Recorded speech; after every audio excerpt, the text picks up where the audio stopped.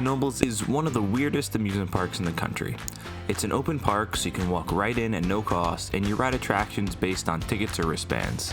Now, at this park sits a classic weird wooden roller coaster, Phoenix. Back in 2019, I was finally able to get some rides on this Golden Ticket Award winner, and it's one of the more interesting coasters I've ever been on. So, let's take a look at the good, the bad, and the weird.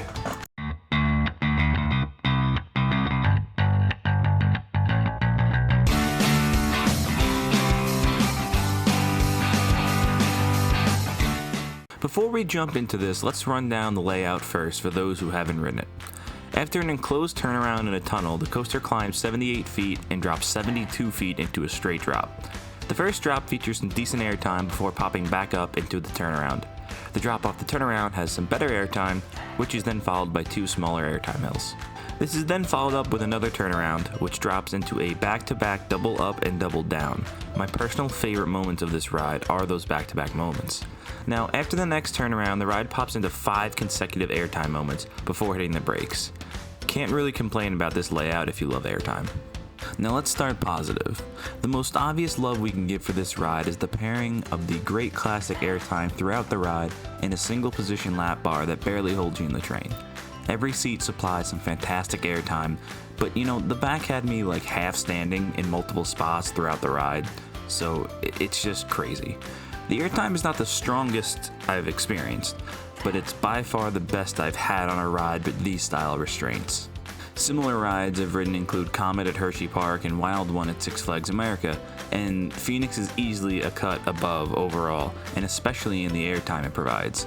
If the restraints were normal lap bars, I don't think this ride would be talked about nearly as much as it is, but I do think it would be a strong wooden coaster, but the level of freedom it has now just raises it up on a lot of people's list. Moving to a small issue I had on my visit, the one train ops on a weekend day in the summer is really just awful.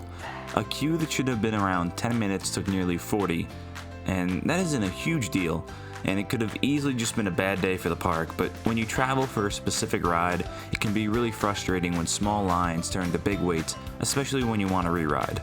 Now for some of the fun and weird quirks of this ride. First, this ride is actually relocated. Now, relocated wooden coasters are much less common than relocated steel rides due to the complexity and costly deconstruction and reconstruction of the structure.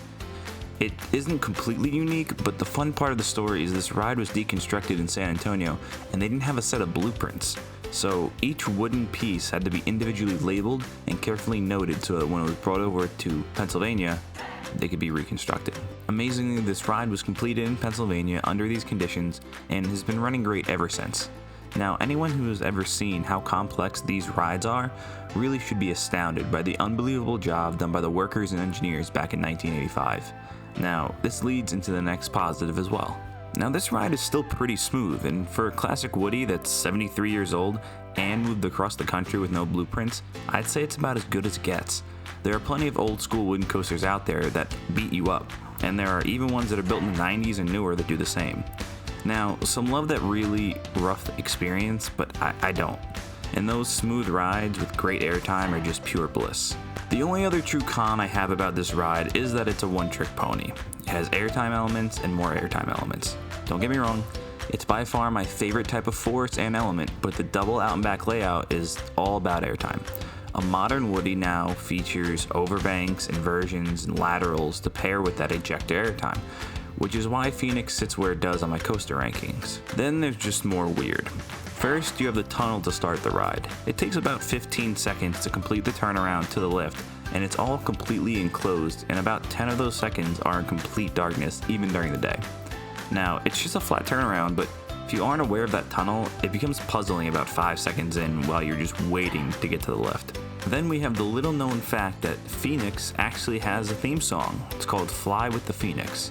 Now, I'll have it linked below, but I'm not sure if it's an official song by the park, but the music video is filmed right by the tracks, and either way, it's amazing, and I think every ride should have some random person playing guitar with a theme song. So overall, this is my third favorite Woody behind El Toro and Boulder Dash. While I am missing plenty of major notable wooden coasters, 30 out of 15 isn't bad at all. Obviously, El Toro is a complete package of size, layout, and every force you want, while Boulder Dash just has, in my opinion, the best setting of any coaster I've ridden. paired with some pretty decent airtime. Now, Phoenix has a lot better airtime than Boulder Dash with a smoother ride, but there's something about that out-of-control ride in the hills that just gives Boulder Dash the smallest edge.